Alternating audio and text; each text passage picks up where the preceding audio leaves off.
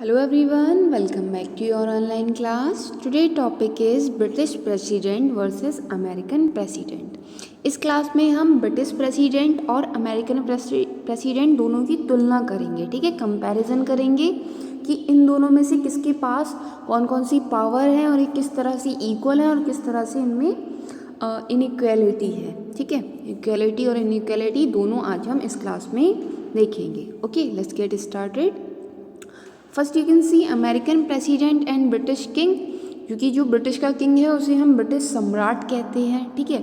और अमेरिका में तो अमेरिकन प्रेसिडेंट ही कहा जाता है, अमेरिकी राष्ट्रपति और ब्रिटिश सम्राट। एक राइटर है लॉस्की, उन्होंने इनके बारे में कहा है, अमेरिका का राष्ट्रपति एक सम्राट से कम या अधिक है, वह एक प्रधानमंत्री से भी कम तथा अधिक है। उसके पद का जितना ही अधिक सावधानी से अध्ययन किया जाए उतनी ही उसकी अनुपमता का बोध होता है। मीन्स जो अमेरिका का प्रेसिडेंट है वो क्या है, एक सम्राट से कम या अधिक है, मीन्स कम भी हो सकता है और ज़्यादा भी, और वहाँ के प्रधानमंत्री से भी कम या ज़्यादा कह सकते हैं हम। लेकिन जब हम इसकी पोस्ट के बारे में जितना सावधानी से अध्ययन करेंगे, जितनी केयरफुली स्टडी करेंगे, उतने ही इसकी अनुपमता का बोध होगा, मतलब यूनिक इसमें क्या है उसके बारे में हम जान सकते हैं। अब इसे ही आप इंग्लिश में देख सकते हैं, the president of the USA is both more or less than a king. He is also both more or less than a prime minister. The more carefully his office is studied, the more does it unique character appears. H.K. Laski ने कहा है ये, ठीक है। Next हम बात करेंगे कि इनके बीच में इक्वलिटी क्या है, समानता, ठीक है। अगर हम समानता की बात करें अमेरिकी प्रेसिडेंट और ब्रिटिश प्रेसिडेंट के बीच में, तो आप देखोगे वन एंड ओनली जो इनके बीच में इक्वलिटी है वो है ये दोनों ही संबंधित राज्यों के प्रधान हैं। जैसे कि अमेरिका का राष्ट्रपति अमेरिका का प्रधान है ना, हेड है वहाँ का।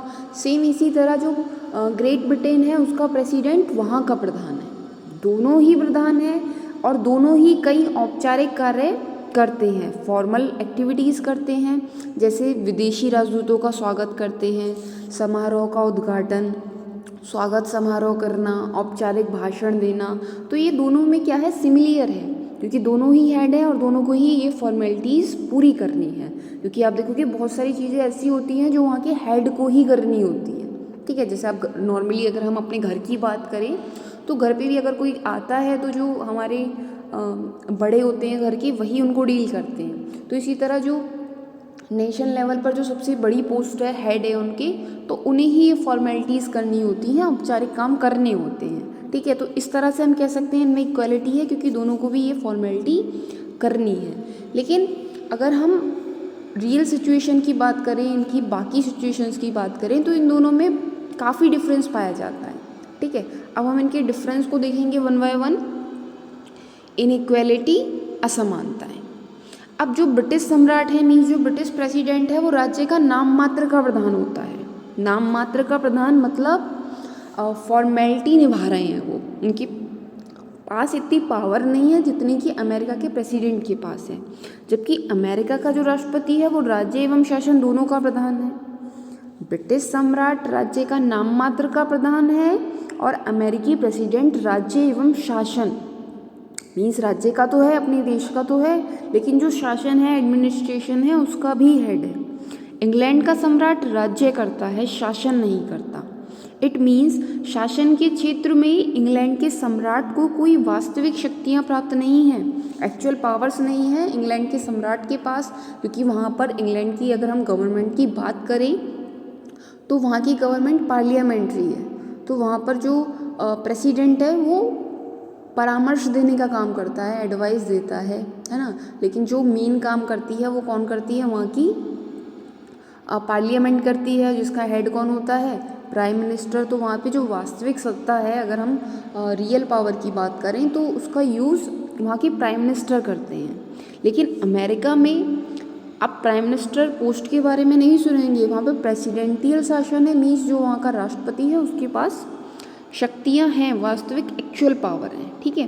ब्रिटिश सम्राट तो एक वंशानुगत सम्राट है, मीन्स वंश के आधार पर सिस्टम चलता है। इट मीन्स एक राजा है, उसके बाद उसका बेटा राजा बना है, उसके बाद उसका बेटा राजा बना है। तो यही सिस्टम ग्रेट ब्रिटेन में चलता है सम्राट की पोस्ट के लिए। वहाँ पे ये सब प्राइम मिनिस्टर की पोस्ट के लिए नहीं होता, लेकिन सम्राट की पोस्ट के लिए होता है, क्योंकि वहाँ पे जो सम्राट है उसको इतनी ज़्यादा एक्चुअल में पावर नहीं दी गई है। अब जिसे महिमा और गौरव तो प्राप्त है लेकिन शक्ति नहीं। अगर हम ब्रिटेन के सम्राट की बात करें, उनको बहुत रिस्पेक्टफुल पोस्ट मिली है ना, वहाँ पर बहुत ज़्यादा रेस्पेक्ट है। लेकिन अगर हम बात करें वहाँ पे शक्तियों की, तो वहाँ के प्रेसिडेंट के पास है। ठीक है, नेक्स्ट, इसके विपरीत मीन्स होता है इसके अपोजिट, अमेरिका का राष्ट्रपति नाम मात्र की कार्यपालिका नहीं वरन वास्तविक कार्यपालिका है। अमेरिका के राष्ट्रपति को ही हम एग्जीक्यूटिव कहते हैं, कार्यपालिका कहते हैं। ठीक है, अब वो नाम मात्र की तो नहीं है, हम ये नहीं कह सकते वो सिर्फ फॉर्मेलिटी कर रहे हैं वहाँ बैठ के। जैसा कि सबको पता है पूरे वर्ल्ड लेवल पर जो अमेरिका का राष्ट्रपति है उसकी शक्तियाँ कितनी ज़्यादा हैं, है ना। तो वो नाम मात्र की नहीं है, वो फॉर्मेलिटी नहीं निभा रहे, वो एक्चुअल एग्जीक्यूटिव सिस्टम है। ठीक है, उनके द्वारा उन सभी शक्तियों का स्वयं प्रयोग किया जाता है जिनका प्रयोग ब्रिटेन के प्रधानमंत्री तथा कैबिनेट करते हैं। ठीक है, अब कंपैरिजन किया गया है यहाँ पर, जो अमेरिका के राष्ट्रपति जिन शक्तियों का यूज़ करते हैं वो वह शक्तियाँ हैं जो ग्रेट ब्रिटेन में वहाँ के प्रधानमंत्री और कैबिनेट यूज़ करते हैं। ठीक है, वे मंत्रियों की अपॉइंटमेंट करते हैं, उनका रिमूवल करते हैं, सेना के विभिन्न पार्ट्स जो होते हैं उनके हेड को अपॉइंट करते हैं, है ना, और अन्य इम्पोर्टेंट एडमिनिस्ट्रेशन और पॉलिटिकल लेवल पर अपॉइंटमेंट करते हैं। तो आप देख सकते हैं जो वहाँ के प्रेसिडेंट हैं वो नाम मात्र के हैं, है ना, वो फॉर्मेलिटी निभा रहे हैं। लेकिन जब अमेरिका के प्रेसिडेंट की बात आती है तो वो वास्तविक सत्ता अपने हाथ में रखते हैं, उनके पास रियल में पावर्स हैं। ठीक है, next you can see British सम्राट को संसद के द्वारा, जो ब्रिटिश सम्राट है मीन्स ब्रिटिश प्रेसिडेंट है, उसको पार्लियामेंट के थ्रू पारित विधेयकों पर अपनी अनुमति देनी होती है। विधेयक हम बिल को कहते हैं, क्योंकि ये पूरा प्रोसीजर मैंने आपको बता रखा है कि एक बिल से ही क्या बनता है, कोई लॉ बनता है, उसका पूरा प्रोसीजर होता है, वो पार्लियामेंट में जाता है। ठीक है, अगर आपने ये क्लास नहीं देखी है तो आपको प्लेलिस्ट से मिल जाएगी। और अब इसमें क्या होता है, जो ब्रिटिश सम्राट है वो संसद के द्वारा पारित जो बिल होते हैं उन पे अपनी अनुमति देनी होती है, मीन्स वो सिग्नेचर करेंगे, उसको एक्सेप्ट करेंगे, है ना। और रानी एने, वहाँ की जो रानी थी एने, इनके बाद किसी सम्राट ने निषेधाधिकारी शक्ति का प्रयोग नहीं किया है। अब ये निषेधाधिकारी शक्ति क्या है, वीटो पावर मीन्स मना कर देना। तो ब्रिटिश सम्राट की पोस्ट पर जब रानी एने बैठी थी उन्होंने लास्ट टाइम वीटो पावर का यूज़ करा था, मतलब किसी बिल को एक्सेप्ट करने से मना कर दिया था। लेकिन उनके बाद किसी ने भी ब्रिटिश पार्लियामेंट में ऐसा नहीं किया है, मतलब किसी भी ब्रिटिश प्रेसिडेंट ने ऐसा नहीं किया है कि उन्होंने अपनी वीटो पावर का यूज़ किया है, मना कर दिया है कि हम इस बिल को एक्सेप्ट नहीं कर रहे हैं। ओके, लेकिन वहीं अगर हम अमेरिका के राष्ट्रपति की बात करें तो उनके पास विलंबकारी निषेधाधिकार और जीवी निषेधाधिकार, मतलब वीटो पावर भी है उनके पास, दो तरह की वीटो पावर्स हैं। ठीक है, पॉकेट वीटो भी है और विलंबकारी भी है, मतलब वो देर भी कर सकते हैं। निषेधाधिकार की ये शक्ति मर्यादित होते हुए भी वास्तविक है, मतलब ये जो वीटो पावर है वो लिमिटेड है लेकिन ये एक्चुअल है। कई बार अमेरिका में ऐसा हुआ भी है कि जो वहाँ की प्रेसिडेंट है उन्होंने वीटो पावर का यूज़ करके जो वहाँ की कांग्रेस है उसकी कार्यों को इफ़ेक्ट किया है, प्रभाव डाला है उस पर। ठीक है, तो इसलिए हम कह सकते हैं जो अमेरिका का प्रेसिडेंट है वो एक्चुअल में अपनी वीटो पावर का यूज़ करता है और उससे वहाँ पे जो कांग्रेस है, वहाँ की पार्लियामेंट, उसके विचारों को इफ़ेक्ट करता है। नेक्स्ट, ब्रिटिश सम्राट को प्रशासनिक अध्यादेश जारी करने की कोई शक्ति प्राप्त नहीं है, लेकिन अमेरिकी राष्ट्रपति प्रशासनिक आदेश जारी कर सकता है। वह अन्य उपायों से भी विधि निर्माण कार्य को प्रभावित कर सकता है। मीन्स जो ब्रिटिश सम्राट है वो आदेश और अध्यादेश जो होते हैं उनको जारी नहीं कर सकता, वो कोई भी ऑर्डर नहीं ला सकते, है ना। लेकिन अमेरिकी राष्ट्रपति आदेश भी जारी कर सकते हैं और विधि निर्माण, मतलब जो कानून बनाने की प्रोसेस होती है उसमें भी कहीं ना कहीं पार्टिसिपेट करते हैं, मीन्स उसको इफ़ेक्ट करते हैं, है ना। क्योंकि जैसे वो आदेश जारी करते हैं तो जो वहाँ की जो कांग्रेस है वो उनका विशेष अधिवेशन बुला सकते हैं, स्पेशल सेशन, है ना। तो इससे कहीं ना कहीं ये विधि निर्माण जो लॉ मेकिंग प्रोसीजर है उसमें अपना इफेक्ट डालते हैं, जबकि ब्रिटिश सम्राट इसमें कोई इम्पोर्टेंट रोल प्ले नहीं करते। Okay, next one is America के राष्ट्रपति तथा उसके मंत्रियों के संबंध भी सम्राट और उसके मंत्रियों की संबंध से बिल्कुल अलग है। अगर हम अमेरिका के राष्ट्रपति और उसके मंत्री के संबंध की बात करें, ठीक है, क्योंकि सबके पास अपने मंत्रिमंडल होता है, ठीक है, अब उनके बीच में जो रिलेशन है वो भी बिल्कुल डिफरेंट है। क्योंकि जो पावरफुल है जो मंत्री हैं, मिनिस्टर्स हैं, वो उनकी बात सुनेंगे, जिनके पास पावर कम है वो उनकी बात कम सुनेंगे, ठीक है। ब्रिटेन में सम्राट परामर्श देता है, एडवाइस देने का काम करते हैं, और निर्णय मंत्री करते हैं। मीन्स जो ब्रिटेन के प्रेसिडेंट हैं वो डिसीज़न नहीं लेते, वो सिर्फ एडवाइस देते हैं, और वहाँ की जो कैबिनेट है जिसके हेड प्राइम मिनिस्टर हैं वही एक्चुअल डिसीज़न लेते हैं।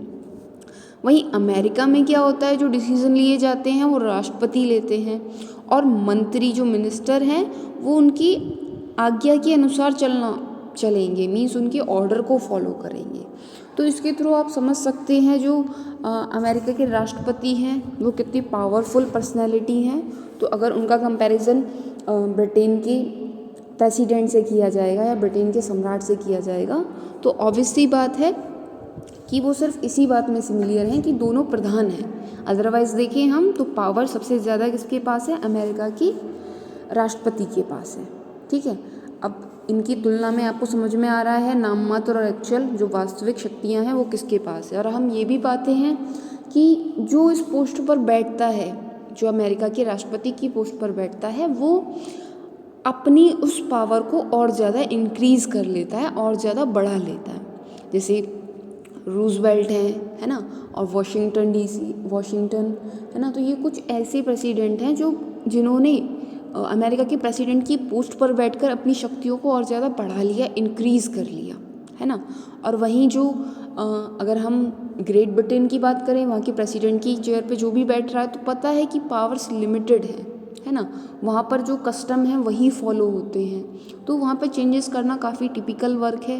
लेकिन जो अमेरिका का राष्ट्रपति है वो कंटिन्यूस अपनी शक्तियों को ग्रो करते रहते हैं, और जिस वक्त इमरजेंसी टाइम आता है उस समय ये अपनी शक्तियों को कहीं गुना और ज़्यादा इंक्रीज़ कर लेते हैं। ओके, आई होप आपको वीडियो अच्छा लगा होगा और दोनों के बीच में डिफरेंस क्लियरली समझ में आ गया होगा, ठीक है।